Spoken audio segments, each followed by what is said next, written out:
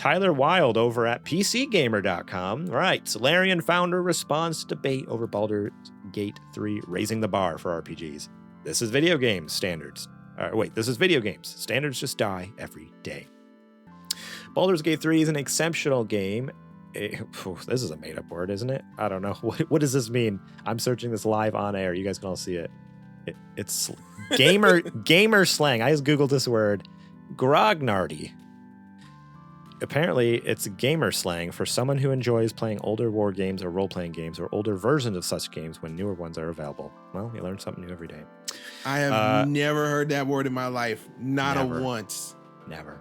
Baldur's Gate 3 is an exceptional game, a grognardy CRPG with complex and barely explained D&D rules, and a massive mainstream success, even before its console release. With Diablo 4's always online grind providing the perfect contrast, it's come across to some as a victory over malignant modern video game trends. Where other companies built cosmetic stores and battle passes, Larian Studios has succeeded through good old-fashioned respect for player freedom, ambition, and quality craft work. Or so go some popular posts and articles. A handful of game developers, meanwhile, have cautioned against oversimplifying the lesson, arguing that Baldur's Gate 3 is an anomaly that even big studios won't be able to replicate. Online arguing has ensued. In an interview with PC Gamer earlier this week, Larian founder Sven Vink weighed in on the debate, which he finds somewhat perplexing. It's a given that not any studio could make Baldur's Gate 3, he said, but he questions the importance of video game standards, which he says die every day, as new ideas emerge and old ones are reinvented. Backing up to the start, this conversation coalesced in a large portion around a Twitter thread by game designer and former PC contributor Xavier Nelson Jr., who sought to gently preemptively push back against players who would use their excitement for Baldur's Gate 3 to apply criticism or a raised standard to RPGs going forward. His argument was that Baldur's Gate 3 isn't a schema that any RPG developer can work to, but the product of a particular developer taking a huge risk under a particular set of circumstances. In an era of mega games, Baldur's Gate 3 is one of the largest attempted, built by a specialized group of people using mature tech specially built to make this specific game, reinforced by invaluable mass player feedback and market validation ahead of its launch, wrote Nelson. This is not a new baseline for RPGs. This is an anomaly. Trying to do the same thing in the same way, especially without the same advantages, could kill an entire group of studios. Responding to the thread, Obsidian designer Josh Sawyer agreed that the conditions under which BG3 was made are atypical, as did Diablo 4 senior designer. All the game devs are in agreement with this Xavier. This article is very long, so if you want the full thing, you can go read it. There's much more about the interview and stuff like that. But the gist of it is people online on the kind of you mentioned Destin Laguerre over at IGN. So what is he? He's not. I want to say influencer. He's not a journalist, and then like the general lay person, like ourselves. Editor for IGN. Yeah. So Destin and who's an editor, and then like what I'm saying, like and other people like who are just not necessarily in the gaming sphere. People who are like not developers, non-developers are saying, hey, like why can't all AAA games or just all games? Why can't games just come out and be working? Like, why do they come out and they need a bunch of updates? Like, Baldur's Gate 3 did it. This game's huge. Like, what's the deal? Like, why is EA putting out Star Wars games that are busted for like a month and vice versa, on and on. And then these game developers come out and saying like, well, this is different because this developer has been around for decades and they have this technology and they have this down to a science and blah, blah, blah. Like, not every studio can do that. That's the argument. That's the two sides, essentially. It's like one side saying this should be a new standard where games just come out working. And the other side saying that's unrealistic. What are your thoughts on this, Adrian? Because I assume you have some thoughts. I think I saw you weigh in a little bit on Twitter, if I remember right, but I can't remember. Yeah, so I think the overarching thing that everybody is missing, or I think the misunderstanding that has erupted from this is a lot of developers think that we're talking to the actual game developer. And I don't know if that makes sense, right? Like, I'm talking about the team that is actually working on the game, that is writing the code, making the assets, I think, and that's where that video failed in that respect, is because it makes it seem like the gun should be pointed at the dev team when that's not the case. It should be at management and above, right? So the executives, the project leads, those are the ones that steer these ships and that have to kind of corral this team and make sure that they can make the product that they've been tasked to make with, right? So I think that's where everything got blown out of proportion, because of course gamers took it and misconstrued it as, yeah, these dev teams are just trying to take advantage of us and all this and all that. And all the devs immediately got defensive. Right. So I wanted to clear that up ahead of time and say that when we are discussing this, of course, we are not talking about the actual teams who are just working on the game. That's like, I feel like that's common sense when we talk about that. We have friends who are game developers and we understand, the positions that they are in. Yeah. So with that being said, I do think that the onus is on these project managers I was reading an article that said a lot of times when games come out broken like that is because they ran out of money, or they need to sell the game to make the money to finish making the game. And of course, a lot of times they can't delay it because they don't have any more money to keep making the game. Right. The thing about that is they can't do that because the executives want the game out at a certain amount of time, because the shareholders agreed, we'll give you the money for the game as long as we get the ROI by this date. And of course, if they don't put that game out at that time, then the investors pull their money out. Now we don't get a game, period. Right? Right. So the issue seems to be that the people who are managing the relationships with the investors, and we're speaking at a AAA level right now, the people who are managing these relationships with these investors are not relaying the amount of time and work that AAA games take. Right. And I think that these investors don't understand, because they think, oh, well, video games are making more money than ever. I can just put, this amount of money in, and then maybe in a couple of years or so, I'll get my money back, not realizing that this is a long-term investment, or it should be a long-term investment, right? Yeah.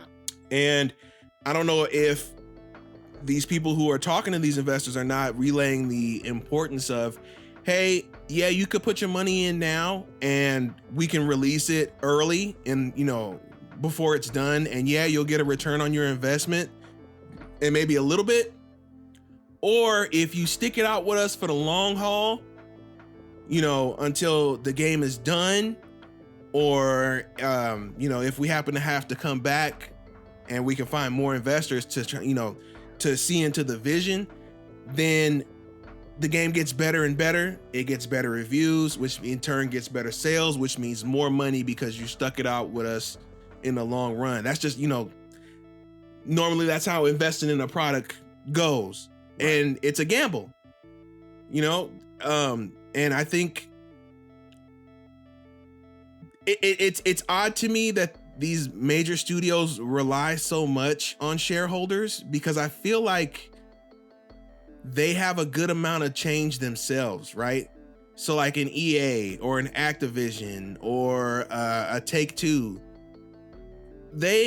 especially Take-Two makes billions of dollars. And I guess that shows, right? Because GTA 6 it's had years and years and years and years and years to be developed. Right. So when you make, those hits, you can do that. But I don't know. When I think of AAA devs, my patience for them to say that, oh, we don't have enough time, oh, we ran out of money, is kind of wild to me, because like I said, the company has all that money to, and a lot of times too, people at the top, they don't give them what they need for the project. They say you got to do it in, a fraction of whatever they were asking for, what the team was asking for.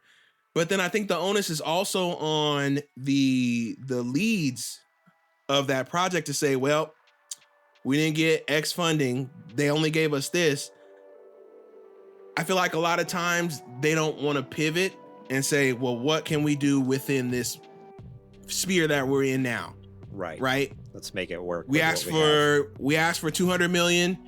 Right. We asked for 200 million. They gave us 110. What is the best game we can make with 110? Yeah. Rather than saying, well, we can make the game until we run out of money, and then we'll sell it, and then we'll take that money, and then we can finally do the original vision. I don't know. I understand it's a AAA game, but at some point, if you're a good not project manager, that's like still on the team. If you're a good overall lead, or if you're a good financial officer of the project, you got to go, look, bro, we already don't have enough money as it is. How can we make the best game in these constraints? And I think that's a lot of that's a fault with these teams. Is I understand you want to make the biggest, most creative vision. You want to make a mind-blowing blockbustery game at the AAA level. I get it. I understand. You want to push things forward. But at the expense of making just at the base level, a competent product is not the way to do it. Yeah. So I say all that to say there are a lot of areas that the average person doesn't really take into account when it comes to having to develop a AAA game at that scale, that leads us to the reason why a lot of them ship broken, or they ship incomplete, or they have to rely on microtransactions. It mainly stems from the top, from the executives and from the company not wanting to give them the money that they need to do the project properly, or the shareholders wanting a return on their investment. It doesn't matter if the game is bad, I want my money back now. Right.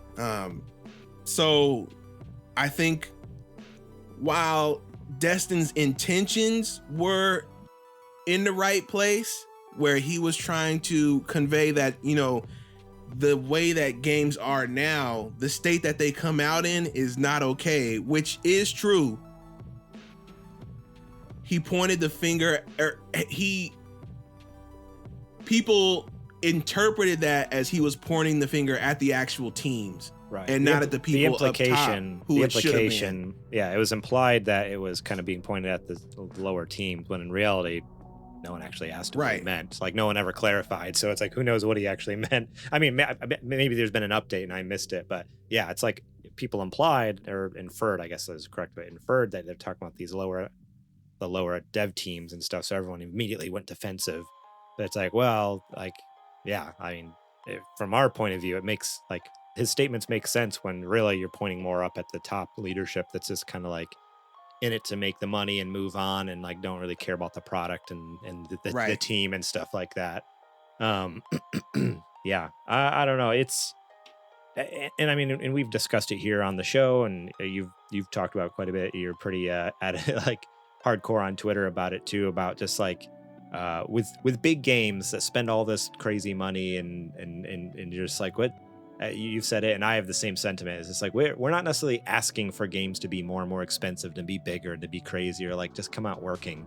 And so, like, to me, even like just the statement of like games should come out working, like that doesn't seem controversial. Like, why? It seems so crazy that all these dev teams are getting all defensive. It's like, that doesn't seem like a controversial statement. Like, games should come out working, right? Like, and most of those teams agree. They agree they should come out working.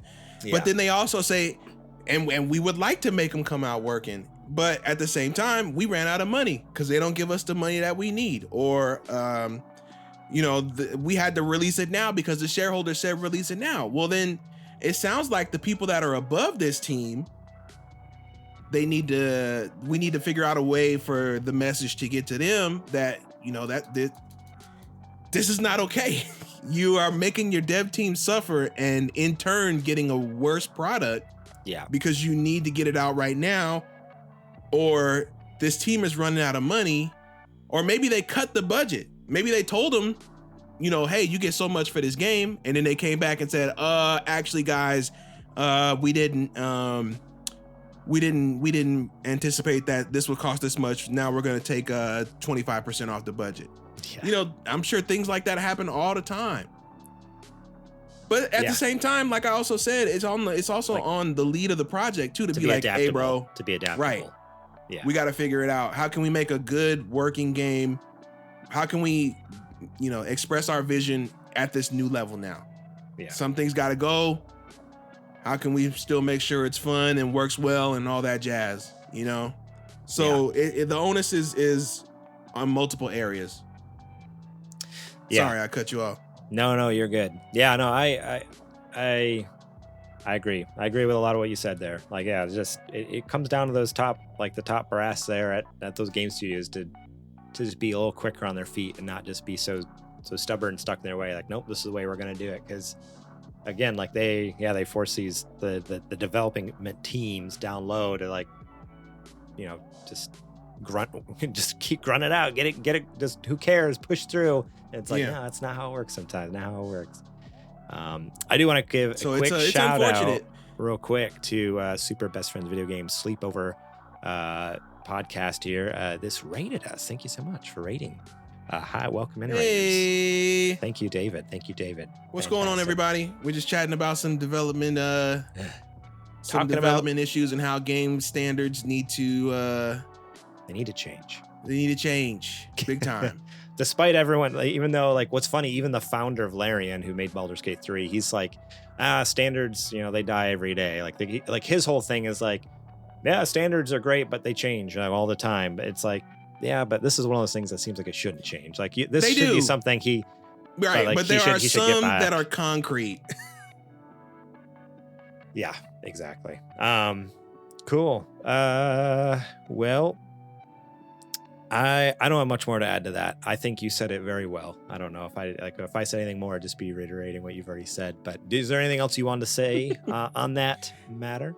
No, I feel like there's a lot to say with that we could really just talk about it the whole show. But I at the end of the day, I just want to say, I know, like I said at the top of it, I know this is not the fault of the dev teams. I understand that. Clear as day.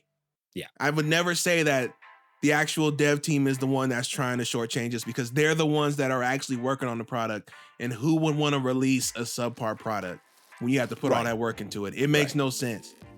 So clearly, it's not them. It's not them, because I want to make sure if this is ever clipped out. Yeah, I want that out there. We're free and clear. I do want to say, like, just thinking back to Redfall just a few months ago, like the dev team literally was begging for them to cancel the game, and Xbox and they didn't even want to make it. They didn't want to make it, and ZeniMax and Xbox is like, no, you're gonna do it, and you're gonna like it. It's like, ooh, okay, all right. And then they had to sit in that showcase and lie. We can't wait to show you what's going on with Redfall. It's a game we've always wanted to make. We think you're gonna love it. Wild. It's like, I'd be pissed if you made me sit up there and lie like that. Craziness. Well, let's hope Starfield isn't like that. Or, I don't know. This is going to sound terrible. I kind of hope Starfield comes out and is a mess, just so we can be justified. We still get so much hate on that stupid Xbox showcase. I want Starfield. I know we always say that we never want a game to fail, but this is one of those reasons I almost want it to fail, just so I can go back in the comments and be like, told you so. But no, I'm kidding. I'm looking forward to Starfield. You gotta let it go, dude. It's eating you up. It's because I get an email every time someone comments on a video. I get an email, and I can't see what the comment is, but it tells you what the title of the video is, and it's always the Xbox showcase. I'm like, dang it, another one. You know what you should do? You should make a tweet like with a video clip of verbatim of saying like, we don't want Starfield to fail. We think it's going to be a good game. And then just link it to every comment. Just link it. That way you could just man. respond to it with that. Yeah, Like, and just type, we said it right here in the video, and then put the link there.